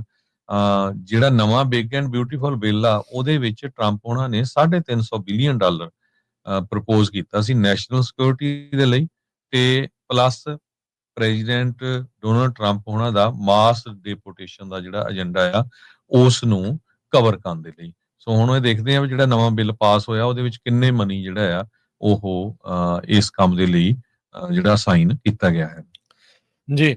ਤੇ ਹਰਜੋਤ ਸਿੰਘ ਜੀ ਅਗਲੀ ਖਬਰ ਜਿਹੜੀ ਆਪਣੇ ਗਵਾਂਢੀ ਮੁਲਕ ਕੈਨੇਡਾ ਤੇ ਨਾਲ ਜਿਹੜਾ ਭਾਰਤ ਨਾਲ ਸੰਬੰਧਿਤ ਆ ਵੀ ਪਰਾਗ ਜੈਨ ਦਾ ਨਾਮ ਸਾਰਿਆਂ ਨੇ ਇਸ ਸੰਦਰਭ ਦੇ ਵਿੱਚ ਸੁਣਿਆ ਹੋਣਾ ਆ ਵੀ ਜਦੋਂ ਸ਼ਹੀਦ ਭਾਈ ਨਿੱਜਰ ਹੋਣਾ ਦਾ ਅਸੈਸੀਨੇਸ਼ਨ ਹੁੰਦੀ ਉਹਨਾਂ ਦੀ ਸ਼ਹਾਦਤ ਹੁੰਦੀ ਆ ਤੇ ਉਹ ਡਿਪਲੋਮੈਟ ਸੀ ਜਿਸ ਨੂੰ ਕੈਨੇਡਾ ਤੋਂ ਕੱਢਿਆ ਗਿਆ ਸੀਗਾ ਵੀ ਭਾਈ ਤੂੰ ਟਾਰਗੇਟ ਕਰ ਰਿਹਾ ਆ ਸਿੱਖਾਂ ਨੂੰ। ਉਹਨੂੰ ਉੱਥੋਂ ਕੱਢਿਆ ਗਿਆ ਤੇ ਉਹਨੂੰ ਉੱਥੇ ਜਾ ਕੇ ਦੇਖੋ ਕੀ ਇਨਾਮ ਮਿਲਦਾ ਆ ਵੀ ਉਸਨੂੰ ਜਿਹੜੀ ਰਿਸਰਚ ਐਨਾਲਿਸਿਸ ਵਿੰਗ ਆ ਇੰਡੀਆ ਦਾ ਜਿਸ ਨੂੰ ਰॉ ਆਖਿਆ ਜਾਂਦਾ ਆ ਉਸ ਦੇ ਚੀਫ ਦੇ ਵਜੋਂ ਹੁਣ ਲਗਾ ਦਿੱਤਾ ਗਿਆ ਹੈਗਾ ਆ। 1999 ਦਾ ਜਿਹੜਾ ਇਹ ਬੈਚ ਦਾ ਜਿਹੜਾ ਇਹ ਸੀਗਾ ਪੰਜਾਬ ਕੇਡਰ ਦਾ IPS ਅਫਸਰ ਸੀਗਾ। ਇਹਦੇ ਉੱਤੇ ਉਸ ਟਾਈਮ ਦੇ ਉੱਤੇ ਜਦੋਂ ਸੰਘਰਸ਼ ਚੱਲ ਰਿਹਾ ਸੀ ਇਸ ਦੇ ਉੱਤੇ ਵੀ ਉਹ ਉਦੋਂ ਵੀ ਸਿੱਖਾਂ ਨੂੰ ਟਾਰਗੇਟ ਕਰਨ ਦੇ ਜਿਹੜੇ ਦੋਸ਼ ਆ ਉਹ ਲੱਗਦੇ ਰਹੇ ਆ। ਕੈਨੇਡਾ ਦੇ ਵਿੱਚ ਇਹ 2016 ਤੋਂ 2018 ਦੇ ਦਰਮਿਆਨ ਕਰਦਾ ਰਿਹਾ ਜਿੱਥੇ ਕਹਿੰਦੇ ਵੀ ਇਸਨੇ ਜਸੂਸੀ ਐਸਪੀਓਨਾਜ ਤੇ ਹੋਰ ਬਹੁਤ ਸਾਰੀਆਂ ਜਿਹੜੀਆਂ ਚੀਜ਼ਾਂ ਜਿਹੜੀਆਂ ਉਹ ਕੀਤੀਆਂ। ਸੋ ਪਰਾਗ ਜੈਨ ਨੂੰ ਜਿਹੜਾ ਇਸ ਦਾ ਫਲ ਮਿਲਿਆ ਆ ਇਨਾਮ ਦਿੱਤਾ ਆ ਭਾਰਤ ਸਰਕਾਰ ਨੇ ਬਾਹਰ ਜਿਹੜੇ ਉਹ ਸਿੱਖਾਂ ਦੇ ਉੱਤੇ ਜਸੂਸੀ ਕਰਨ ਦੇ ਲਈ ਉਹਨਾਂ ਦੇ ਆਪਸ ਦੇ ਵਿੱਚ ਫੁੱਟ ਵਧਾਉਣ ਦੇ ਲਈ ਤੇ ਅਸੈਸੀਨੇਸ਼ਨਸ ਤੱਕ ਜਿਹੜੀਆਂ ਆ ਉਹ ਕਰਵਾਉਣ ਦੇ ਲਈ। ਕੈਨੇਡਾ ਦੇ ਵਿੱਚ ਜਿਹੜੀ ਇੰਡੀਆ ਦੀ ਫੋਰਨ ਇੰਟਰਫੀਅਰੈਂਸ ਆ ਤੇ ਟਰਾਂਸਨੈਸ਼ਨਲ ਰਿਪਰੈਸ਼ਨ ਆ ਉਹ ਉਸ ਦਾ ਜਿਹੜਾ ਚਿਹਰਾ ਪਰਾਗ ਜੈਨ ਵਰਗਾ ਇਹ ਬੰਦਾ ਸੀਗਾ ਤੇ ਹੁਣ ਇਸ ਨੂੰ ਉਥੇ ਰॉ ਦਾ ਜਿਹੜਾ ਹੈਡ ਆ ਉਹ ਲਾ ਦਿੱਤਾ ਗਿਆ ਹੈਗਾ ਆ। ਪਰਾਗ ਜੈਨ ਦੀ ਜਿਹੜੀ ਹਿਸਟਰੀ ਦੇ ਵਿੱਚ ਇਹ ਚੀਜ਼ਾਂ ਆਉਂਦੀਆਂ ਆ ਹਰਜੋਤ ਸਿੰਘ ਜੀ ਵੀ ਹਿਊਮਨ ਰਾਈਟ ਅਬਿਊਜ਼ਸ ਇਸ ਨੇ ਬਹੁਤ ਜ਼ਿਆਦਾ ਜਿਹੜੇ ਉਹ ਕੀਤੇ ਆ। ਪਟਿਆਲੇ ਦੇ ਵਿੱਚ SP ਜਿਹੜਾ ਆ ਇਹ ਰਿਹਾ 1993 ਦੇ ਵਿੱਚ 19 ਸਾਲਾਂ ਦੇ ਜਿਹੜੇ ਸੁਖਦੇਵ ਸਿੰਘ ਦੀ ਐਕਸਟਰਾ ਜੁਡੀਸ਼ੀਅਲ ਕਿਲਿੰਗ ਤੇ ਉਸ ਨੂੰ ਚੱਕਣ ਦੇ ਵਿੱਚ ਇਸ ਦਾ ਨਾਮ ਆਉਂਦਾ ਆ। ਇਨਸਾਫ ਕ੍ਰਾਈਮਸ ਅਗੇਂਸਟ ਹਿਊਮੈਨਿਟੀ ਡੇਟਾਬੇਸ ਜੋ ਕਿ ਭਾਈ ਖਾਲੜਾ ਜੀ ਦੇ ਬਾਅਦ ਦੇ ਵਿੱਚ ਜੋ ਖਾਲੜਾ ਜੀ ਨੇ ਸ਼ੁਰੂਆਤ ਕੀਤੀ ਸੀਗੀ ਉਸ ਤੋਂ ਬਾਅਦ ਦੇ ਵਿੱਚ ਜਿਹੜਾ ਉਹਨਾਂ ਨੇ ਇੱਕ ਡਾਟਾਬੇਸ ਤਿਆਰ ਕੀਤਾ ਸੀ ਉਹਦੇ ਵਿੱਚ ਇਸ ਦਾ ਨਾਮ ਜਿਹੜਾ ਆਉਂਦਾ ਹੈ ਵੀ ਪਰਾਗ ਜੈਨ ਦੇ ਦੁਆਰਾ 19 ਸਾਲਾਂ ਦਾ ਇੱਕ ਸੁਖਦੇਵ ਸਿੰਘ ਉਸ ਨੂੰ ਇਸਨੇ ਚੱਕਿਆ ਤੇ ਬਾਅਦ ਦੇ ਵਿੱਚ ਉਸਦੀ ਐਕਸਟਰਾ ਜੁਡੀਸ਼ੀਅਲ ਕਿਲਿੰਗ ਜਿਹੜੀ ਉਹ ਕੀਤੀ ਆ। ਸੋ ਜਿਹੜੀ ਵਰਲਡ ਸਿੱਖ ਆਰਗੇਨਾਈਜੇਸ਼ਨ ਆ ਕੈਨੇਡਾ ਦੇ ਵਿੱਚ, ਉਹਨਾਂ ਨੇ ਇਸ ਦੇ ਰਾਹ ਦੇ ਚੀਫ ਲਾਉਣ ਦੇ ਉੱਤੇ ਇੱਕ ਵੱਡੀ ਜਿਹੜੀ ਚਿੰਤਾ ਆ ਉਹ ਪ੍ਰਗਟਾਈ ਹੈਗੀ ਆ। ਭਾਈ ਨਿੱਜਰ ਹੁਣਾਂ ਦੇ ਕਤਲ ਦੇ ਵਿੱਚ ਪਰਾਗ ਜੈਨ ਦਾ ਜਿਹੜਾ ਨਾਮ ਆ ਉਹ ਇਸ ਸੰਦਰਭ ਦੇ ਵਿੱਚ ਆਉਂਦਾ ਵੀ ਇਹ ਉੱਥੇ ਇੰਡੀਅਨ ਏਜੰਟਸ ਦੇ ਵਿੱਚੋਂ ਇੱਕ ਸੀ, ਇੰਟੈਲੀਜੈਂਸ ਆਫਿਸਰ ਜਿਹੜਾ ਉਹਨਾਂ ਦੇ ਵਿੱਚੋਂ ਇੱਕ ਸੀ, ਜਿਸ ਨੇ ਜਿਹੜੇ ਭਾਈ ਨਿੱਜਰ ਹੁਣਾਂ ਦੇ ਉੱਤੇ ਜਿਹੜੀ ਜਸੂਸੀ ਰੈਕੀ ਉਹ ਕਰਾਈ ਤੇ ਇੰਟਰਫੇਰੈਂਸ ਕੀਤੀ ਤੇ ਉਹਨਾਂ ਦੇ ਕਿਲਿੰਗ ਦੇ ਨਾਲ ਜਿਹੜਾ ਇਸ ਦਾ ਨਾਮ ਆ ਉਹ ਜੁੜਦਾ ਹੈਗਾ ਆ। WSO ਦੇ ਜਿਹੜੇ ਪ੍ਰੈਜ਼ੀਡੈਂਟ ਦਾਨਿਸ਼ ਸਿੰਘ, ਉਹਨਾਂ ਨੇ ਪਰਾਗ ਜੈਨ ਦੀ ਇਸ ਪ੍ਰਮੋਸ਼ਨ ਦੇ ਉੱਤੇ ਜਿਹੜਾ ਉਹ ਕਿਹਾ ਆ ਵੀ ਐਸਪੀਨਾਜ ਐਕਟੀਵਿਟੀਜ਼ ਕਰਨ ਵਾਲਾ, ਜਿਹੜੇ ਕੈਨੇਡਾ ਦੇ ਵਿੱਚ ਸਿੱਖਾਂ ਨੂੰ ਟਾਰਗੇਟ ਕਰਨ ਵਾਲਾ, ਜਿਸ ਦੀ ਡਿਪਲੋਮੈਟਿਕ ਪੋਸਟਿੰਗ 2018 ਦੇ ਵਿੱਚ ਐਂਡ ਕਰ ਦਿੱਤੀ ਗਈ ਸੀ ਵੀ ਟਰਾਂਸਨੈਸ਼ਨਲ ਰਿਪਰੈਸ਼ਨ ਦੇ ਦੋਸ਼ਾਂ ਦੇ ਜਿਹੜੇ ਉਹ ਚੱਲਦੇ ਆ ਉਸ ਦੇ ਬਦਲਾਂ ਦੇ ਹੇਠਾਂ, ਤੇ ਹੁਣ ਉਸ ਨੂੰ ਰॉ ਦਾ ਜਿਹੜਾ ਉਹ ਹੈੱਡ ਲਾਇਆ ਗਿਆ ਆ। ਉਦੋਂ ਜਦੋਂ ਕੈਨੇਡਾ ਇੱਕ ਹਿਸਾਬ ਦੇ ਨਾਲ ਫਿਰ ਇੰਡੀਆ ਦੇ ਨਾਲ ਆਪਣੇ ਰਿਸ਼ਤਿਆਂ ਨੂੰ ਸੁਧਾਰਨ ਵੱਲ ਨੂੰ ਜਿਹੜਾ ਉਹ ਵੱਧ ਰਿਹਾ ਆ। ਸੋ ਬੇਸਿਕਲੀ ਕੈਨੇਡਾ ਦੀ ਸੋਵਰਨਿਟੀ, ਕੈਨੇਡਾ ਦੀ ਜਿਹੜੀ ਵੀ ਤਾਕਤ ਆ ਉਸ ਦੇ ਉੱਤੇ ਇਹ ਇੱਕ ਹਿਸਾਬ ਦੇ ਨਾਲ ਸਿੱਧੀ ਜਿਹੜੀ ਚਪੇੜ ਆ ਇੰਡੀਆ ਦੇ ਦੁਆਰਾ, ਤੇ ਕੈਨੇਡੀਅਨਸ ਇਸ ਟਾਈਮ ਮਾਰਕ ਕਾਰਨੀ ਦੇ ਕਹਿ ਲਓ ਵੀ ਅਗਵਾਈ ਹੇਠ ਉਹ ਇਸ ਪਾਸੇ ਵੱਲ ਨੂੰ ਜਿਹੜੇ ਆ ਉਹ ਵਧੇ ਹੋਏ ਆ। ਉਹ ਰਾਹ ਦਾ ਚੀਫ ਲਾਉਣਾ ਨਹੀਂ, ਉਹਦੇ ਵਿੱਚ ਮਾਰਕ ਕਾਰਨੀ ਦਾ ਤੇ ਚਲੋ ਕੋਈ ਹੱਥ ਨਹੀਂ ਆ, ਪਰ ਜਿਸ ਤਰੀਕੇ ਦੇ ਨਾਲ ਉਹ ਇੰਡੀਆ ਦੇ ਨਾਲ ਨੇੜਤਾ ਵਧਾਉਣ ਵੱਲ ਨੂੰ ਜਿਹੜਾ ਉਹ ਵੱਧ ਰਹੇ ਆ, ਇਸ ਨੂੰ ਲੈ ਕੇ ਜ਼ਰੂਰ ਲੋਕਾਂ ਦੇ ਮਨਾਂ ਦੇ ਵਿੱਚ ਜਿਹੜੇ ਸ਼ੰਕੇ ਸ਼ੋਭੇ ਆ ਉਹ ਪੈਦਾ ਹੋ ਚੁੱਕੇ ਆ। ਜੀ ਹਰਜੋਤ ਸਿੰਘ ਜੀ, ਪਰਾਗ ਜੈਨ ਨੂੰ ਐਕਸਪੈਲ ਕਰ ਦਿੱਤਾ ਗਿਆ ਸੀ ਕੈਨੇਡਾ ਦੀ ਸਰਕਾਰ ਵੱਲੋਂ, ਕਿਉਂਕਿ ਹੋਰ ਡਿਪਲੋਮੈਟ ਵੀ ਕੱਢੇ ਗਏ ਸੀ, ਕਿਉਂਕਿ ਰਾਹ ਦਾ ਇਹ ਆਫੀਸਰ ਸੀ ਤੇ ਇਹਨੂੰ ਡਿਪਲੋਮੈਟ ਪਾਸਪੋਰਟ ਮਿਲਿਆ ਹੋਇਆ ਸੀ। ਕਹਿੰਦੇ ਭਈ ਕੈਨੇਡਾ ਦੇ ਵਿੱਚ ਜਿਹੜੇ ਲੋਕ ਖਾਲਿਸਤਾਨੀ ਹੱਕ ਵਾਲੇ ਹੈਗੇ ਆ, ਉਹਨਾਂ ਦੇ ਆਪਰੇਸ਼ਨਸ ਦੇ ਉੱਤੇ ਇਹ ਮੋਨੀਟਰ ਕਰਦਾ ਸੀ। ਸੋ ਸਿੱਧਾ ਹੀ ਸੰਬੰਧ ਜੁੜਦਾ ਭਾਰਤ ਦੀ ਸਰਕਾਰ ਨਾਲ ਜਦੋਂ ਨਿੱਜਰ ਹੋਣਾ ਦਾ ਕਤਲਾਂ ਦਾ, ਜਦੋਂ ਪ੍ਰਾਈਮ ਮਿਨਿਸਟਰ ਉੱਥੇ ਬੋਲੇ ਸੀਗੇ। ਸੋ ਜਦੋਂ ਇਹਨੂੰ ਕੱਢ ਦਿੱਤਾ ਗਿਆ, ਇਹ ਜਾ ਕੇ ਇਹ ਫਿਰ ਕਸ਼ਮੀਰ ਦੇ ਵਿੱਚ ਆਪਣਾ ਆਪਰੇਸ਼ਨ ਕਰਦਾ ਰਿਹਾ, ਤੇ ਜਿਹੜਾ ਆਪਰੇਸ਼ਨ ਸੰਦੂਰ ਸੀ, ਜਿਹੜਾ ਹੁਣ ਇਹਨਾਂ ਨੇ ਇੰਡੀਆ ਤੇ ਪਾਕਿਸਤਾਨ ਦੀ ਲੜਾਈ ਹੋਈ ਆ, ਉਸ ਨੂੰ ਵੀ ਇਹ ਹੈਡ ਕਰ ਰਿਹਾ ਸੀ। ਉਸ ਤੋਂ ਬਾਅਦ ਹੁਣ ਇਹਨੂੰ ਜਿਹੜਾ ਆ ਰਾਹ ਦਾ ਚੀਫ ਲਾਇਆ ਗਿਆ ਹੈਗਾ, ਤੇ ਜਿਹੜਾ ਬਾਹਰਲੇ ਮੁਲਕਾਂ ਦੇ ਵਿੱਚ ਇਹਦਾ ਨਾਮ ਪੂਰਾ ਜਿਹੜਾ ਚਮਕ ਰਿਹਾ ਵੀ ਕੌਣ ਪਰਾਗ ਜੈਨ ਸੀਗਾ। ਸੋ ਰਾਹ ਦਾ ਜਿਹੜਾ ਆਊਟਗੋਇੰਗ ਚੀਫ ਆ ਰਵੀ ਸਿਨਹਾ ਆ, ਉਹਦੀ ਜਗ੍ਹਾ ਦੇ ਉੱਤੇ ਪਰਾਗ ਜੈਨ ਨੂੰ ਲਾਇਆ ਗਿਆ ਆ ਭਾਰਤ ਦੀ ਸਰਕਾਰ ਵੱਲੋਂ। ਜੀ ਹਰਜੋਤ ਸਿੰਘ ਜੀ, ਇਹ ਕੋਈ ਜਿਹੜੀ ਜੈਨ ਦੀ ਜਿਹੜੀ ਪ੍ਰਮੋਸ਼ਨ ਆ, ਕਹਿੰਦੇ ਵੀ ਕੋਈ ਆਈਸੋਲੇਟਿਡ ਇਵੈਂਟ ਨਹੀਂ ਆ, ਆਈਸੋਲੇਟਿਡ ਕੇਸ ਨਹੀਂ ਆ। ਕੈਨੇਡਾ ਨੇ ਪਵਨ ਕੁਮਾਰ ਰਾਏ ਨੂੰ ਵੀ ਕੱਢਿਆ ਸੀਗਾ 2023 ਦੇ ਵਿੱਚ। ਉਹ ਰਾਹ ਦਾ ਜਿਹੜਾ ਸਟੇਸ਼ਨ ਚੀਫ ਸੀਗਾ ਕੈਨੇਡਾ ਦੇ ਵਿੱਚ, ਜਦੋਂ ਟਰੂਡੋ ਨੇ ਪਬਲਿਕਲੀ ਕਨਫਰਮ ਕੀਤਾ ਸੀ ਕ੍ਰੈਡੀਬਲ ਜਿਹੜੀ ਇੰਟੈਲੀਜੈਂਸ ਆ, ਰਾਏ ਇਸ ਨੂੰ ਹੁਣ ਕਹਿੰਦੇ ਵੀ ਰਾਹ ਦੇ ਵਿੱਚ ਦੂਜੇ ਨੰਬਰ ਦਾ ਜਿਹੜਾ ਉਹ ਬੰਦਾ ਲਾਇਆ ਗਿਆ ਆ। ਸੋ ਇੱਕ ਪਾਸੇ ਪਰਾਗ ਜੈਨ ਤੇ ਇੱਕ ਪਾਸੇ ਜਿਹੜਾ ਉਹ ਪਵਨ ਕੁਮਾਰ ਰਾਏ, ਜਿਹੜੇ ਕੈਨੇਡਾ ਤੋਂ ਕੱਢੇ ਹੋਏ ਨੇ, ਉਹਨਾਂ ਨੂੰ ਦੇਖੋ ਕਿੱਡੇ ਜਿਹੜੇ ਆ ਉਹ ਅਹੁਦੇ ਆ ਉਹ ਦਿੱਤੇ ਜਾ ਰਹੇ ਆ, ਕਿਉਂਕਿ ਉਹਨਾਂ ਨੇ ਕਿਸ ਤਰੀਕੇ ਦੇ ਨਾਲ ਕੈਨੇਡਾ ਦੇ ਵਿੱਚ ਆਪਣਾ ਜਿਹੜਾ ਉਹ ਕੰਮ ਕੀਤਾ। ਆਪਰੇਸ਼ਨ ਸੰਧੂਰ ਦਾ ਨਾਂ ਜਿਹੜਾ ਆ ਉਹ ਪਰਾਗ ਜੈਨ ਦੇ ਸਿਹਰੇ ਦੇ ਉੱਤੇ ਲਾ ਰਹੇ ਆ। ਸੋ ਪਤਾ ਨਹੀਂ ਉਹਦੀ ਇੰਨੀ ਸਿਫਤ ਫਿਰ ਕਾਹਤੋਂ ਕਰ ਰਿਹਾ। ਆਪਰੇਸ਼ਨ ਸੰਧੂਰ ਦੇ ਵਿੱਚ ਤਾਂ ਚੰਗੀ ਖਾਸੀ ਜਿਹੜੀ ਇੰਡੀਆ ਦੀ ਬੇਇੱਜ਼ਤੀ ਜਿਹੜੀ ਉਸ ਦੇ ਵਿੱਚ ਹੋਈ ਆ, ਜਹਾਜ਼ ਜਿਹੜੇ ਉਹ ਆਪਣੇ ਉਹਨਾਂ ਨੇ ਸਟਾਲੇ ਆ, ਟਰੰਪ ਦੀ ਇੱਕ ਘੁਰਕੀ ਤੋਂ ਜਿਹੜਾ ਉਹਨਾਂ ਨੂੰ ਜਿਹੜਾ ਉਹ ਬੰਦ ਕਰਨਾ ਪਿਆ ਉਹ ਸਾਰਾ ਕੁਛ। ਸੋ ਇਹ ਸਾਰੀਆਂ ਚੀਜ਼ਾਂ ਜਿਹੜੀਆਂ ਇਸ ਟਾਈਮ ਜਿਹੜੀਆਂ ਨਾਲ ਚੱਲ ਰਹੀਆਂ ਆ। ਸੋ ਸਿੱਖਾਂ ਨੂੰ ਬੜਾ ਸੁਚੇਤ ਰਹਿਣ ਦੀ ਲੋੜ ਆ ਵੀ ਦੇਖੋ ਆਪਾਂ ਕੀ ਕੋਸ਼ਿਸ਼ਾਂ ਜਿਹੜੀਆਂ ਉਹ ਕਰਦੇ ਆ, ਡਿਪਲੋਮੈਟਿਕਲੀ ਕਰ ਰਹੇ ਹਾਂ, ਹੋਰ ਪਾਸੇ ਆਪਾਂ ਧਿਰ ਬਣਨ ਦੀ ਜਿਹੜੀ ਉਹ ਕੋਸ਼ਿਸ਼ ਕਰ ਰਹੇ ਹਾਂ, ਪਰ ਜਿਹੜੇ ਬੰਦਿਆਂ ਦੇ ਉੱਤੇ ਇੱਦਾਂ ਦੇ ਜਿਹੜੇ ਉਹ ਸ਼ਰੇਆਮ ਦੋਸ਼ ਨੇ, ਉਹਨਾਂ ਦੇ ਉੱਤੇ ਜਿਹੜੇ ਉਹ ਨਾਮ ਜਿਹੜੇ ਉਹ ਲੱਗ ਰਹੇ ਨੇ, ਤਾਂ ਉਹਦੇ ਵਿੱਚ ਦੇਖੋ ਉਹਨਾਂ ਨੂੰ ਉੱਥੇ ਜਾ ਕੇ ਕਿੱਦਾਂ ਦੇ ਜਿਹੜੇ ਰੁਤਬਿਆਂ ਦੇ ਨਾਲ ਨਵਾਜਿਆ ਜਿਹੜਾ ਉਹ ਜਾ ਰਿਹਾ ਹੈਗਾ। ਸੋ ਇਹ ਕੋਈ ਬੜੀ ਜਿਹੜੀ ਚੰਗੀ ਸਥਿਤੀ ਜਿਹੜੀ ਆ ਉਹ ਨਹੀਂ ਚੱਲ ਰਹੀ ਹੈਗੀ। ਜੀ। ਜੀ। ਤੇ ਅਗਲੀ ਖਬਰ ਇੱਕ ਇਕੋਨਮੀ ਨਾਲ ਕਰਨੀ ਆ ਤੇ ਉਹ ਤੋਂ ਬਾਅਦ ਬ੍ਰੇਕ ਲੈ ਕੇ ਫਿਰ ਸਾਡੇ ਨਾਲ ਨਿਰਮਲ ਮਾਨ ਜੀ ਜੁੜਨਗੇ। ਯੂਐਸਏ ਦੇ ਵਿੱਚ ਜਿਹੜੀਆਂ ਜੌਬ ਦੀਆਂ ਓਪਨਿੰਗਸ ਆ ਉਹ ਕਲਾਈਮ ਹੋਈਆਂ ਉੱਪਰ ਜ਼ਿਆਦਾ ਵਧੀਆਂ ਹੈਗੀਆਂ 6 ਮਹੀਨਿਆਂ ਦੇ ਵਿੱਚ। ਇਹ ਗੁੱਡ ਨਿਊਜ਼ ਆ, ਪਰ ਬੈਡ ਨਿਊਜ਼ ਇਹ ਆ ਕਿ businesses are not hiring very quickly. ਜਿਹੜੇ ਬਿਜ਼ਨੈਸਸ ਆ ਉਹ ਹਾਇਰ ਨਹੀਂ ਕਰ ਰਹੇ, ਸੋ ਉਹ ਦੇਖ ਰਹੇ ਆ ਕਿ ਇਕੋਨਮੀ ਜਿਹੜੀ ਆ ਕਿੱਧਰ ਨੂੰ ਜਾ ਰਹੀ ਹੈਗੀ ਆ। ਨਵੀਆਂ ਜੌਬ ਪੋਸਟਿੰਗਸ ਅਮਰੀਕਾ ਦੇ ਵਿੱਚ 7.77 ਮਿਲੀਅਨ ਆ ਤੇ ਜੀ। ਪਿਛਲੇ ਮਹੀਨੇ ਇਹ 7.4 ਮਿਲੀਅਨ ਸੀਗੀਆਂ। ਸੋ ਪਿਛਲੇ ਮਹੀਨੇ ਨਾਲੋਂ ਜੌਬ ਓਪਨਿੰਗਸ ਜ਼ਿਆਦਾ ਵਧੀਆਂ ਹੈਗੀਆਂ, ਪਰ ਹਾਇਰਿੰਗ ਜਿਹੜੀ ਆ ਉਹ ਹਜੇ ਵੀ ਸਲੋ ਚੱਲ ਰਹੀ ਹੈਗੀ। ਜੀ। ਛੋਟੀ ਜਿਹੀ ਬ੍ਰੇਕ, ਤੇ ਬ੍ਰੇਕ ਤੋਂ ਬਾਅਦ ਮੁੜਦੇ ਹਾਂ ਆਪਾਂ ਵਾਪਸ। ਖਬਰਾਂ ਦਾ ਸਿਲਸਿਲਾ ਜਾਰੀ ਰਹੇਗਾ ਤੇ ਨਿਰਮਲ ਸਿੰਘ ਮਾਨ ਜੀ ਊੜਾ ਡੈਟ ਰਿਲੀਫ ਵਾਲੇ ਉਹ ਆਪਣੇ ਨਾਲ ਇਸ ਬ੍ਰੇਕ ਤੋਂ ਬਾਅਦ ਦੇ ਵਿੱਚ ਜੁੜਨ ਜਾ ਰਹੇ ਨੇ।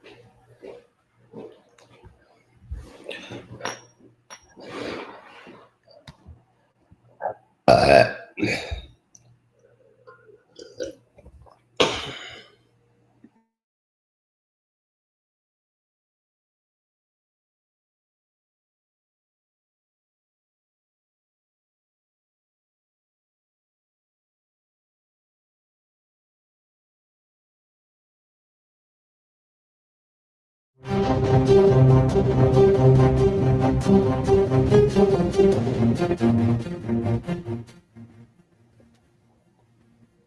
तो बाद एक बारी फिर आप सब का स्वागत है प्रोग्राम अपडेट अमेरिका च। हरजोत सिंह जी जी आਇਆਂ ਨੂੰ ਸਵਾਗਤ ਹੈ। ਸਤਿ ਸ਼੍ਰੀ ਅਕਾਲ। ਸਤਿ ਸ਼੍ਰੀ ਅਕਾਲ, ਧੰਨਵਾਦ ਜੀ ਆਇਆਂ ਨੂੰ। ਤੇ ਆਪਣੇ ਨਾਲ ਹੁਣ ਜਿਹੜੇ ਜੁੜ ਚੁੱਕੇ ਨੇ ਨਿਰਮਲ ਊੜਾ ਡੈਟ ਰਿਲੀਫ ਤੋਂ। ਨਿਰਮਲ ਮਾਨ ਜੀ ਜੀ ਆਇਆਂ ਨੂੰ ਸਵਾਗਤ ਹੈ। ਸਤਿ ਸ਼੍ਰੀ ਅਕਾਲ ਜੀ। ਸਤਿ ਸ਼੍ਰੀ ਅਕਾਲ ਰਾਜ, ਸਤਿ ਸ਼੍ਰੀ ਅਕਾਲ ਹਰਜੋਤ ਭਾਜੀ, ਸਾਰੇ ਸੁਣਨ ਵਾਲੇ ਵੇਖਣ ਵਾਲਿਆਂ ਨੂੰ ਮੇਰੇ ਵੱਲੋਂ ਬਹੁਤ ਪਿਆਰ ਭਰੀ ਸਤਿ ਸ਼੍ਰੀ ਅਕਾਲ ਜੀ। ਇਸ ਟਾਈਮ ਜਿਵੇਂ ਆਪਾਂ ਜਾਣਦੇ ਹੀ ਹਾਂ ਨਿਰਮਲ ਮਾਨ ਜੀ ਵੀ ਜੋ ਸਥਿਤੀ ਜਿਹੜੀ ਉਹ ਬਣੀ ਪਈ ਹੈਗੀ ਆ, ਨਵਾਂ ਬਿੱਲ ਬਿਗ ਬਿਊਟੀਫੁਲ ਬਿੱਲ ਕਹਿੰਦੇ ਆ ਜੀ ਉਹ ਪਾਸ ਹੋਣਾ ਆ, ਜਿਹਦੇ ਨਾਲ ਅਮਰੀਕਾ ਦੇ ਉੱਤੇ ਤਾਂ ਕਰਜ਼ਾ ਕਾਫੀ ਜ਼ਿਆਦਾ ਕਹਿੰਦੇ ਵੀ ਉਹ ਚੜ੍ਹਨ ਜਾ ਰਿਹਾ ਆ। ਆਮ ਲੋਕਾਂ ਦੇ ਲਈ ਕੋਈ ਰਾਹਤ ਨਜ਼ਰ ਆਉਂਦੀ ਹੈ ਇਸ ਦੇ ਵਿੱਚ? ਕਰਜ਼ੇ ਕੁਰਜ਼ੇ ਦੇ ਵਿੱਚ ਜਿਹੜੇ ਆਲਰੇਡੀ ਲੋਕ ਡੁੱਬੇ ਪਏ ਆ, ਕੁਛ ਉਸ ਦੇ ਵਿੱਚ ਫਰਕ ਪੈਣ ਦੀ ਹੈ ਆਸਾਰ? ਵੈਲ ਡਾਇਰੈਕਟਲੀ ਤਾਂ ਕੋਈ ਇੰਪੈਕਟ ਨਜ਼ਰ ਨਹੀਂ ਆਉਂਦਾ, ਔਰ ਖਾਸ ਕਰਕੇ ਮਿਡਲ ਕਲਾਸ ਵਾਸਤੇ ਤੇ ਕੋਈ ਓਵਰਆਲ ਸ਼ਾਰਟ ਟਰਮ ਹੈਗੇ ਨੇ ਜਿਹੜੇ ਟੈਕਸ ਕੱਟਸ ਹੈਗੇ ਨੇ, ਪਰ ਟੈਕਸ ਕੱਟ ਵੀ ਉਹੀ ਨੇ ਜਿਹੜੇ ਔਨ ਦਾ ਆਨਗੋਇੰਗ ਬੇਸਿਸ ਤੇ ਟੈਕਸਿਸ ਜਿੰਨੇ ਜ਼ਿਆਦਾ ਪੇ ਕਰਦੇ ਨੇ। ਆਫ ਕੋਰਸ ਥੋੜੇ ਚਾਈਲਡ ਕ੍ਰੈਡਿਟ ਆਏ ਨੇ, ਪਰ ਮੈਜੋਰਿਟੀ ਜੇ ਤੁਸੀਂ ਦੇਖੋ ਤਾਂ ਬਿੱਲ ਬਿਲੀਅਨਰਸ ਵਾਸਤੇ ਹੀ ਹੈਗਾ। ਪਰ ਜੇ ਕੋਈ ਗੱਲ ਕਰੀਏ ਕਿ ਆਪਾਂ ਕਿਸੇ ਤਰ੍ਹਾਂ ਦਾ ਕੋਈ ਕਰਜ਼ਾ ਮਾਫ ਜਾਂ ਕੋਈ ਕਿਸੇ ਤਰ੍ਹਾਂ ਦੀ ਰਿਆਇਤ ਇੰਟਰਸਟ ਰੇਟਸ ਦੇ ਵਿੱਚ ਮਿਲੇਗੀ, ਉਹਦੇ ਅਸਾਰ ਇਸ ਟਾਈਮ ਨਹੀਂ ਇਹਦੇ ਵਿੱਚ ਉਹ ਬਿੱਲ ਦੇ ਵਿੱਚ ਐਸੀ ਪ੍ਰੋਵੀਜ਼ਨ ਨਹੀਂ ਹੈਗੀ। ਪਰ ਓਵਰਆਲ ਕਹਿ ਰਹੇ ਨੇ ਕਿ ਬਿੱਲ ਦੇ ਆਉਣ ਨਾਲ ਸ਼ਾਇਦ ਇਕੋਨਮੀ ਜਿਹੜੀ ਇੱਕ ਵਾਰੀ ਦੁਬਾਰਾ ਰੀਵੈਂਪ ਹੋ ਜਾਏਗੀ ਤੇ ਚੀਜ਼ਾਂ ਥੋੜ੍ਹੀਆਂ ਦੁਬਾਰਾ ਮੂਵ ਹੋਣੀ ਸ਼ੁਰੂ ਹੋ ਜਾਣਗੀਆਂ। ਬਟ ਉਹਨੂੰ ਇਸ ਟਾਈਮ ਥੋੜਾ ਜਿਹਾ ਟੂ ਅਰਲੀ ਹੋਏਗਾ ਸਪੈਕੂਲੇਟ ਕਰਨ ਵਾਸਤੇ। ਓਕੇ, ਠੀਕ ਹੈ ਜੀ। ਸੋ ਅਜਿਹੇ ਮੌਕਿਆਂ ਦੇ ਉੱਤੇ ਜਦੋਂ ਹੁਣ ਆਪਾਂ ਆਸ ਉਮੀਦ ਦੇ ਵਿੱਚ ਆ ਵੀ ਇਕੋਨਮੀ ਰਿਵਾਈਵ ਹੋਵੇ, ਆਪਾਂ ਫਿਰ ਉਸ ਕਹਿ ਲਓ ਵੀ ਸਮੇਂ ਵੱਲ ਨੂੰ ਮੁੜੀਏ ਜਦੋਂ ਸਭ ਕੁਛ ਠੀਕ ਜਿਹੜਾ ਉਹ ਚੱਲ ਰਿਹਾ ਸੀ, ਖਾਸ ਕਰਕੇ ਆਪਣੀਆਂ ਜੇਬਾਂ ਨੂੰ ਜਿਹੜਾ ਉਹ ਲੈ ਕੇ। ਪਰ ਉਸ ਦੇ ਦਰਮਿਆਨ ਇੰਤਜ਼ਾਰ ਤਾਂ ਆਪਾਂ ਨੂੰ ਕਰਨਾ ਪੈਣਾ ਜਿੰਨੀ ਦੇਰ ਤੱਕ ਉਹ ਚੀਜ਼ ਵਾਪਰਦੀ ਨਹੀਂ ਆ। ਉਸ ਦਰਮਿਆਨ ਜਿਹੜੇ ਡੈਟ ਤੋਂ ਕਰਜ਼ੇ ਦੇ ਵਿੱਚ ਜਿਹੜੇ ਫਸੇ ਪਏ ਨੇ ਲੋਕ, ਉਹਨਾਂ ਦੇ ਲਈ ਕੀ ਆਪਸ਼ਨਸ ਹੈਗੀਆਂ ਨੇ? ਜੀ ਬਿਲਕੁਲ। ਆਈ ਥਿੰਕ ਜਿੱਦਾਂ ਅੱਗੇ ਗੱਲ ਆਪਾਂ ਇਕੋਨਮੀ ਦੀ ਕਰ ਰਹੇ ਹਾਂ ਰਾਜ, ਤੇ ਇੰਪੋਰਟੈਂਟ ਗੱਲ ਇਹ ਹੈ ਕਿ ਸਾਡੀ ਪਰਸਨਲ ਇਕੋਨਮੀ ਜਿਹੜੀ ਜ਼ਿਆਦਾ ਇੰਪੋਰਟੈਂਟ ਹੈ। ਜੇ ਇਕੋਨਮੀ ਗ੍ਰੇਟ ਕੰਟਰੀ ਦੀ ਬਹੁਤ ਵਧੀਆ ਹੋ ਜਾਂਦੀ ਹੈ, ਜੇ ਸਾਡਾ ਪਰਸਨਲ ਫਾਈਨੈਂਸ਼ੀਅਲ ਖਰਾਬ ਨੇ ਸੋ ਸਾਨੂੰ ਜ਼ਿਆਦਾ ਫਰਕ ਨਹੀਂ ਪੈਂਦਾ। ਔਰ ਜੇ ਇਕੋਨਮੀ ਸਾਰੀ ਦੁਨੀਆ ਦੀ ਵੀ ਖਰਾਬ ਹੋਏ, ਆਪਣੀ ਘਰ ਚੰਗਾ ਹੋਏ ਤੇ ਸਾਡੇ ਵਾਸਤੇ ਇੰਪੈਕਟ ਬੈਟਰ, ਉਹਦਾ ਕੋਈ ਜ਼ਿਆਦਾ ਇੰਪੈਕਟ ਨਹੀਂ ਹੁੰਦਾ। ਇਸ ਟਾਈਮ ਜੇ ਓਵਰਆਲ ਡੈਟ ਕਰੀਏ ਤਾਂ ਆਲਮੋਸਟ $1.3 ਟ੍ਰਿਲੀਅਨ ਡੈਟ ਜਿਹੜਾ ਸਿਰਫ ਕ੍ਰੈਡਿਟ ਕਾਰਡ ਦਾ ਚੜ੍ਹ ਚੁੱਕਿਆ। ਜੇ ਬਾਕੀ ਡੈਟ ਕਰੀਏ ਗੱਲ ਤਾਂ ਉਹ ਹੋਰ ਵੀ ਜ਼ਿਆਦਾ ਹੈਗਾ। ਸੋ ਕ੍ਰੈਡਿਟ ਕਾਰਡ ਦਾ ਪ੍ਰੋਬਲਮ ਇਹ ਹੈ ਕਿ ਉਹਦੇ ਇੰਟਰਸਟ ਰੇਟ ਭਾਵੇਂ ਤੁਸੀਂ ਬੈਸਟ ਤੁਹਾਡਾ ਕ੍ਰੈਡਿਟ ਸਕੋਰ ਹੈ ਔਰ ਬੈਸਟ ਤੁਹਾਡੀ ਜੌਬ ਹੈ, ਸਟਿਲ 20% ਤੋਂ ਸ਼ੁਰੂ ਹੁੰਦਾ ਹੈ। ਔਨ ਐਵਰੇਜ 24% ਚੱਲਦਾ ਪਿਆ, ਔਰ ਕਦੀ ਤੁਸੀਂ ਪੇਮੈਂਟ ਮਿਸ ਕਰ ਦਿਓ ਤਾਂ 30% ਤੇ ਵੀ ਆ ਜਾਂਦਾ। ਸੋ ਮੈਂ ਤਾਂ ਇਹੀ ਰਿਕਮੈਂਡ ਕਰਾਂਗਾ ਕਿ ਇਕੋਨਮੀ ਚੰਗੀ ਹੁੰਦੀ ਹੈ, ਖਰਾਬ ਹੁੰਦੀ ਹੈ, ਬਟ ਐਟਲੀਸਟ ਜੇ ਤੁਹਾਨੂੰ ਹਰ ਮਹੀਨੇ ਮਿਨੀਮਮ ਪੇਮੈਂਟਾਂ ਦੇਣੀਆਂ ਪੈ ਰਹੀਆਂ ਨੇ ਅਰਲੀ ਲਾਸਟ 3 ਮੰਥਸ ਤੋਂ, ਦੈਟ ਇਜ਼ ਇਹ ਤਰੀਕਾ ਚੈੱਕ ਕਰਨ ਦਾ ਕਿ ਤੁਹਾਡਾ ਪਿਛਲੇ 3 ਮਹੀਨਿਆਂ 'ਚ ਤੁਸੀਂ ਮਿਨੀਮਮ ਪੇਮੈਂਟ ਦੇ ਰਹੇ ਹੋ ਕਿ ਨਹੀਂ ਦੇ ਰਹੇ। ਔਰ ਜੇ ਮਿਨੀਮਮ ਪੇਮੈਂਟ ਦੇ ਰਹੇ ਹੋ ਤਾਂ ਦੈਟ ਇਜ਼ ਅਲਾਰਮਿੰਗ ਸਿਚੁਏਸ਼ਨ। ਤੇ ਤੁਸੀਂ ਜਿਹੜਾ ਵੀ ਸਾਡੇ ਸਟਾਫ ਨੂੰ ਕਾਲ ਕਰਦਾ, ਨੰਬਰ ਮੈਂ ਫਿਰ ਦੱਸਦਾ ਚੱਲਾਂ, 888 9914 8888889914, ਔਰ ਸਾਡੀ ਵੈਬਸਾਈਟ ਹੈ OORAA.org। ਸੋ ਮੈਂ ਇਹੀ ਕਹਿ ਰਿਹਾ ਕਿ ਜਿੰਨਾ ਵੀ ਆਪਣਾ ਕਰ ਲਈਏ, ਓਵਰਆਲ ਜੇ ਇਕੋਨਮੀ ਚੰਗੀ ਹੁੰਦੀ ਹੈ then we are ready for the economy. ਜੇ ਆਪਾਂ ਤੇ ਡੈਟ ਨਹੀਂ ਹੈਗਾ ਕੋਈ, because bad money is not going after good money is not going after bad. ਜੇ ਇਕੋਨਮੀ ਖਰਾਬ ਹੁੰਦੀ ਹੈ ਸਟਿਲ ਵੀ ਆਰ ਰੈਡੀ, ਕਿਉਂਕਿ ਜੇ ਅਸੀਂ ਬੈਂਕਰਪਸੀ ਫਾਈਲ ਕਰ ਦਿੰਦੇ ਹਾਂ 7 ਤੋਂ 10 ਸਾਲ ਲੱਗ ਜਾਂਦੇ ਨੇ, ਜਿਹਦੇ ਵਿੱਚ ਜਿੱਥੇ ਡੈਟ ਸੈਟਲਮੈਂਟ ਦੇ ਵਿੱਚ ਹੀ ਅਪ ਟੂ 60% ਬਚਾ ਲੈਂਦੇ ਹੋ। ਐਂਡ ਜਿੱਦਾਂ ਮੈਂ ਕਹਿ ਰਿਹਾ ਕਿ Aura is one of the oldest company, ਅਸੀਂ ਇੱਕ ਨਿੱਕਾ ਪੈਸਾ ਚਾਰਜ ਨਹੀਂ ਕਰਦੇ ਜਿੰਨਾ ਤੁਹਾਡਾ ਕਰਜ਼ਾ ਮਾਫ ਨਹੀਂ ਹੋ ਜਾਂਦਾ। So you can still be out of debt as low as 6 months, maximum 4 ਸਾਲ ਦੇ ਉੱਤੇ, ਬਜਾਏ ਦੇ ਕਿ 7 ਤੋਂ 10 ਸਾਲ ਵਾਸਤੇ ਤੁਸੀਂ ਆਪਣਾ ਪੂਰਾ ਦਾ ਪੂਰਾ ਫਾਈਨੈਂਸ਼ੀਅਲ ਸਟਰਕਚਰ ਖਰਾਬ ਕਰ ਲਓ। ਅੱਛਾ ਨਿਰਮਲ ਮਾਨ ਜੀ, ਇੱਥੇ ਆਈ ਥਿੰਕ ਇੰਪੋਰਟੈਂਟ ਆ ਇਹ ਗੱਲ ਕਰਨੀ, ਕੁਛ ਹੈਬਿਟਸ ਕਰਕੇ ਬੰਦਾ ਏਡੇ ਕਰਜ਼ੇ ਦੇ ਵਿੱਚ ਜਿਹੜਾ ਉਹ ਫਸ ਜਾਂਦਾ, ਰਾਈਟ? ਵੀ ਉਹ ਤੁਸੀਂ ਹੈਲਪ ਕਰ ਦਿੰਦੇ ਆ, ਦਿਸ ਇਜ਼ ਗੁੱਡ, ਪਰ ਫਿਊਚਰ ਦੇ ਲਈ ਬੰਦੇ ਨੂੰ ਕੁਛ ਆਦਤਾਂ ਜਿਹੜੀਆਂ ਆਪਣੀਆਂ ਹੈਬਿਟਸ ਆ, ਖਾਸ ਕਰਕੇ ਫਾਈਨੈਂਸ਼ੀਅਲ ਹੈਬਿਟਸ ਆ, ਉਹਨਾਂ ਨੂੰ ਜ਼ਰੂਰ ਚੇਂਜ ਕਰਨ ਦੀ ਜਿਹੜੀ ਉਹ ਜ਼ਰੂਰਤ ਆ। ਕੀ ਟਿਪਸ ਤੁਸੀਂ ਦੇਣਾ ਚਾਹੁੰਦੇ ਆ ਜਿਹੜੇ ਰਾਈਟ ਨਾਓ ਉਸ ਦੇ ਵਿੱਚੋਂ ਲੰਘ ਰਹੇ ਆ, ਜਾਂ ਜਿਨ੍ਹਾਂ ਨੂੰ ਇਹ ਖਤਰਾ ਆ ਵੀ ਜਾਂ ਮਨ ਦੇ ਵਿੱਚ ਸੋਚਦੇ ਆ ਵੀ ਅਸੀਂ ਐਵੇਂ ਕਰਜ਼ੇ ਦੇ ਵਿੱਚ ਨਾ ਡੁੱਬ ਜਾਈਏ? ਕੀ ਟਿਪਸ ਉਹਨਾਂ ਨੂੰ ਤੁਸੀਂ ਦੇਣਾ ਚਾਹੁੰਦੇ ਆ ਵੀ ਇਸ ਡੈਟ ਦੇ ਪਹਾੜ ਤੋਂ ਜਿਹੜਾ ਉਹ ਬਚਿਆ ਜਾਵੇ? ਟਿਪਸ ਤਾਂ ਤੁਸੀਂ ਹਰਜੋਤ ਭਾਜੀ ਗਾਏ ਬਗਾਏ ਦਿੰਦੇ ਰਹਿੰਦੇ ਹੋ ਆਲਮੋਸਟ। ਆਰ ਆਈ ਥਿੰਕ ਜੇ ਟਿਪਸ ਨੂੰ ਆਪਾਂ ਸਿਰਫ ਇਸ ਟਿਪ ਤੇ ਬਹਿ ਜਾਈਏ ਤੇ ਮੈਨੂੰ ਲੱਗਦਾ ਕਿ ਮਹੀਨਾ ਚਾਹੀਦਾ ਆਪਾਂ ਤੁਹਾਨੂੰ ਦੋਵਾਂ ਜਾਣਿਆਂ ਨੂੰ ਆਲਮੋਸਟ ਐਵਰੀ ਡੇ ਜੇ ਕਰੋ ਤਾਂ। ਸਭ ਤੋਂ ਵੱਡੀ ਇਸ਼ੂ ਆਪਣੀ ਕਮਿਊਨਿਟੀ ਦੀ ਇਹੀ ਹੈ ਕਿ ਉਹਨੇ ਸਾਡੇ ਕੋਲ ਹੁੰਦੇ ਨਹੀਂ ਜਿੰਨਾ ਅਸੀਂ ਸ਼ੋਅ ਆਫ ਕਰਨਾ ਹੁੰਦਾ। ਸੋ ਇੱਕ ਦੂਜੇ ਨਾਲ ਜੇ ਆਪਾਂ ਚਾਹੇ ਆਪਣੇ ਇੱਥੇ ਗੱਡੀਆਂ ਦੀ ਗੱਲਾਂ ਕਰ ਲਈਏ, ਚਾਹੇ ਘਰ ਦੀ ਗੱਲ ਕਰ ਲਈਏ, ਆਲ ਦਾ ਵੇ ਬੈਕ ਹੋਮ ਜੇ ਇੰਡੀਆ ਜਾ ਕੇ ਵਿਆਹ ਕਰਨ ਦੀ ਗੱਲ ਕਰ ਲਈਏ, ਤੇ ਹਰ ਤਰ੍ਹਾਂ ਆਪਣੀ क्षमता ਤੋਂ ਜ਼ਿਆਦਾ ਪੈਸੇ ਸਪੈਂਡ ਕਰਦੇ ਹਾਂ ਔਰ ਚੀਜ਼ਾਂ ਉਹ ਵੀ ਲੈ ਲੈਂਦੇ ਜਿਨ੍ਹਾਂ ਦੀ ਲੋੜ ਨਹੀਂ ਹੁੰਦੀ।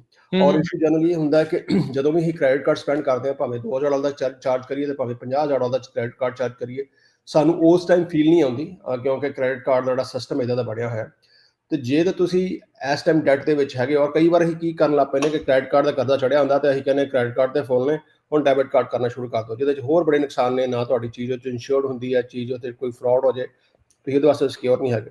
ਸੋ ਜੇ ਤੁਸੀਂ ਵਾਕਿਆ ਹੀ ਤੁਹਾਡੇ ਤੇ ਜੇ ਕੰਟਰੋਲ ਹੈ ਨਹੀਂ ਆਪਣੇ ਆਪ ਤੇ ਖਰਚਾ ਕਰਨ ਦੇ ਉੱਤੇ, ਕਿਉਂਕਿ ਕੰਪਲਸਿਵ ਬਾਈ ਲੋਕੀ ਬਹੁਤ ਕਰਦੇ ਨੇ, ਆਨਲਾਈਨ ਈਮੇਲ ਆ ਗਈ, ਕੱਪੜੇ ਲੈ ਲਏ, ਆ ਲੈ ਲਿਆ।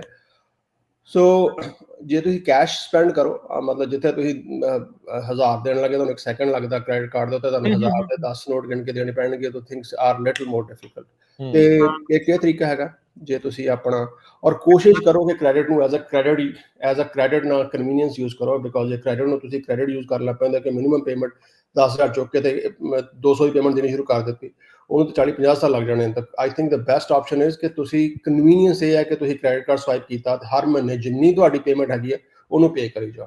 ਔਰ ਔਨ ਟਾਪ ਆਫ ਦੈਟ ਜੇ ਤੁਸੀਂ 30% ਤੋਂ ਥੱਲੇ ਰੱਖਦੇ ਆਪਣਾ ਕ੍ਰੈਡਿਟ ਲਿਮਿਟ ਦੀ ਸਪੈਂਡਿੰਗ, ਮਤਲਬ ਤੁਹਾਡੇ ਕੋਲ 10,000 ਦਾ ਕਾਰਡ ਹੈ, ਤੁਸੀਂ 3,000 ਤੇ ਰੱਖਦੇ ਹੋ ਜਾਂ ਤੋਂ ਘੱਟ ਰੱਖਦੇ ਹੋ, ਤਾਂ ਤੁਹਾਡਾ ਜਿਹੜਾ ਕ੍ਰੈਡਿਟ ਸਕੋਰ ਵੀ ਖਰਾਬ ਨਹੀਂ ਹੁੰਦਾ। The minute you go over 30% of your credit limit, ਤੁਹਾਡਾ ਕ੍ਰੈਡਿਟ ਸਕੋਰ ਆ ਜਿਹੜਾ ਡਰਾਸਟਿਕਲੀ ਖਰਾਬ ਹੋਣ ਲੱਗ ਪੈਂਦਾ। ਸੋ ਆਈ ਥਿੰਕ ਇਹ ਜਿਹੜੀ ਚੀਜ਼ਾਂ ਨੇ ਇਹਨਾਂ ਨੂੰ ਜੇ ਆਪਾਂ ਧਿਆਨ ਰੱਖੀਏ ਤੇ ਲੌਂਗ ਰਨ ਦੇ ਵਿੱਚ ਕਰਜ਼ਾ ਚੜ੍ਹਦਾ ਨਹੀਂ। ਹੁਣ ਜਿਹੜਾ ਚੜ੍ਹ ਗਿਆ ਤਾਂ ਆਫਕੋਰਸ ਆਪਾਂ ਉਹ 'ਚੋਂ ਹੈਲਪ ਕੱਢ ਸਕਦੇ ਹਾਂ, ਪਰ ਕੋਸ਼ਿਸ਼ ਇਹੀ ਕਰੀਏ ਕਿ ਆਪਾਂ ਨਾ ਚੜ੍ਹੇ।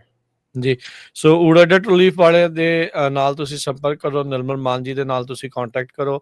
ਇਹਨਾਂ ਦਾ ਫੋਨ ਨੰਬਰ 888 888 9914 888 888 ਦੇ ਉੱਤੇ ਕਾਲ ਕਰੋ। ਕੋਈ ਵੀ ਅਪ ਫਰੰਟ ਚਾਰਜ ਨਹੀਂ ਹੈ, ਗੱਲਬਾਤ ਕਰੂੰਗੇ। ਜਦੋਂ ਤੁਹਾਡੇ ਬਾਕੀ ਕਰਜ਼ਿਆਂ ਦੇ ਨਾਲ ਜਿਹੜਾ ਉਹ ਮੁਆਫ ਜਿਹੜਾ ਉਹ ਉਹਨਾਂ ਨੇ ਕਰਵਾਉਣਾ ਆ, ਉਹ ਸਾਰਾ ਕੁਛ ਉਸ ਦੇ ਵਿੱਚ ਹੀ ਜਿਹੜੀਆਂ ਆ ਉਹ ਸੈਟਲ, ਫੀਸ ਵਗੈਰਾ ਵੀ ਜਿਹੜੀ ਉਸ ਦੇ ਵਿੱਚ ਨਾਲ ਜਿਹੜੀ ਉਹ ਸੈਟਲ ਕਰ ਲਈ ਜਾਂਦੀ ਆ। ਪੂਰੀ ਕੌਨਫੀਡੈਂਸ਼ੀਅਲ ਗੱਲਬਾਤ ਹੁੰਦੀ ਆ, ਗੁਪਤ ਜਿਹੜੀ ਰਹਿ ਕੇ ਇਸ ਦੇ ਵਿੱਚ ਗੱਲਬਾਤ ਹੁੰਦੀ ਹੈ, ਕਿਸੇ ਨੂੰ ਵੀ ਜਿਹੜਾ ਉਹ ਪਤਾ ਨਹੀਂ ਹੁੰਦਾ ਤੁਹਾਡੇ ਬਾਰੇ ਵੀ ਤੁਸੀਂ ਇਸ ਪ੍ਰੋਸੈਸ ਦੇ ਥਰੂ ਜਿਹੜਾ ਉਹ ਲੰਘ ਰਹੇ ਆ। ਇਹ ਤੁਹਾਨੂੰ ਤੇ ਜਿਹਨੂੰ ਤੁਸੀਂ ਦੱਸੋਗੇ ਉਹਨਾਂ ਨੂੰ ਹੀ ਜਿਹੜਾ ਉਹ ਸਿਰਫ ਪਤਾ ਆ, ਅਦਰਵਾਈਜ਼ ਇਹਨਾਂ ਵੱਲੋਂ ਕਿਸੇ ਦੇ ਨਾਲ ਇਹ ਜਾਣਕਾਰੀ ਸਾਂਝੀ ਨਹੀਂ ਕੀਤੀ ਜਾਂਦੀ। ਸੋ ਜੇ ਤੁਹਾਨੂੰ ਵੀ ਲੱਗ ਰਿਹਾ ਆ ਵੀ ਕਰਜ਼ੇ ਦਾ ਭਾਰ ਆ, ਔਖੇ ਹੋ ਰਹੇ ਆ, ਸੋ ਮੁਸ਼ਕਿਲ ਦੇ ਵਿੱਚ ਫਸਣ ਦੇ ਨਾਲੋਂ ਇਹ ਰਿਲੀਫ, ਡੈਟ ਰਿਲੀਫ ਦਾ ਜਿਹੜਾ ਉਹ ਫਾਇਦਾ ਚੱਕੋ। ਨਿਰਮਲ ਮਾਨ ਹੁਣਾਂ ਦੇ ਆਫਿਸ ਦੇ ਵਿੱਚ ਕੰਟੈਕਟ ਕਰੋ 888 888 888 888 9914 ਦੇ ਉੱਤੇ। ਸੋ ਨਿਰਮਲ ਮਾਨ ਜੀ, ਜਾਂਦੇ ਜਾਂਦੇ ਜੇ ਤੁਸੀਂ ਕੁਝ ਹੋਰ ਕਹਿਣਾ ਚਾਹੁੰਦੇ ਹੋ? ਨਹੀਂ ਜੀ, ਬਾਕੀ ਆਈ ਥਿੰਕ ਬਿੱਲ ਦੇ ਬਾਅਦ ਹੀ ਪਤਾ ਲੱਗਣਾ। ਔਨ ਐਵਰੇਜ ਆਈ ਥਿੰਕ 3 ਤੋਂ 6 ਮਹੀਨੇ 'ਚ ਆਪਾਂ ਨੂੰ ਆਈਡੀਆ ਹੋਣ ਲੱਗ ਪਏਗਾ ਕਿ ਬਿੱਲ ਦੀ ਕੀ ਬੈਨੀਫਿਟਸ ਹੈਗੇ ਨੇ। ਬਟ ਆਈ ਡੋਂਟ ਥਿੰਕ ਕਿ ਮੈਂ ਆਪਣੀ ਕਮਿਊਨਿਟੀ ਨੂੰ ਕਹਾਂਗਾ ਕਿ 3 ਤੋਂ 6 ਮਹੀਨੇ ਵੇਟ ਕਰੋ ਔਰ 3-4 ਮਹੀਨੇ ਜਿਹੜੀ ਮਿਨੀਮਮ ਪੇਮੈਂਟ ਕਰਦੇ ਪਏ ਹੋ ਉਹ ਮਨੀ ਸਾਰਾ ਟੋਟਲੀ ਵੇਸਟ ਜਾਂਦਾ ਪਿਆ। ਕਾਲ ਕਰ ਲਓ, ਆਈ ਥਿੰਕ ਜੇ ਆਪਸ਼ਨ ਤੁਹਾਡਾ ਜਿਹੜਾ ਵੀ ਹੈਗਾ ਬੈਟਰ, ਸਾਡਾ ਸਟਾਫ ਦੱਸ ਦੇਗਾ। So in general you can save hundreds of thousands of dollars ਜੇ ਤੁਸੀਂ ਡੈਟ ਸੈਟਲਮੈਂਟ ਵਿੱਚ ਆ ਜਾਂਦੇ, ਔਰ ਇਹਦਾ ਓਵਰਆਲ ਇੰਪੈਕਟ ਜਿਹੜਾ ਉਹ ਬੜਾ ਮਿਨੀਮਮ ਜਾਂ ਨਾ ਬਰਾਬਰ ਆ ਵਿਦਿਨ ਈਅਰਸ। ਜੀ, ਥੈਂਕ ਯੂ ਨਿਰਮਲ ਮਾਨ ਜੀ, ਬੜੀ ਮਿਹਰਬਾਨੀ, ਸ਼ੁਕਰੀਆ। ਮਿਲਦੇ ਹਾਂ ਅਗਲੀ ਵਾਰੀ। ਸਤਿ ਸ੍ਰੀ ਅਕਾਲ। ਥੈਂਕ ਯੂ ਭਰਾਵਾਂ ਜੀ। ਸੋ ਇੱਥੇ ਹੀ ਜਿਹੜਾ ਜੀ ਹੁਣ ਆਪਾਂ ਪ੍ਰੋਗਰਾਮ ਦੀ ਸਮਾਪਤੀ ਕਰਦੇ ਹਾਂ। ਹਰਜੋਤ ਸਿੰਘ ਜੀ, ਲਈਏ ਜੀ ਇਜਾਜ਼ਤ। ਜੀ, ਮੇਰੇ ਹਰਜੋਤ ਸਿੰਘ ਵੱਲੋਂ, ਮੇਰੇ ਰਾਜਕਨਵੀਰ ਸਿੰਘ ਵੱਲੋਂ ਸਭ ਨੂੰ ਪਿਆਰ ਸਤਿਕਾਰ ਸੈਨਿਕੀ ਜੀ ਸਤਿ ਸ੍ਰੀ ਅਕਾਲ। ਸਤਿ ਸ੍ਰੀ ਅਕਾਲ। ਸੁਣਦੇ ਰਹੋ, ਦੇਖਦੇ ਰਹੋ ਪੰਜਾਬੀ ਰੇਡੀਓ USA।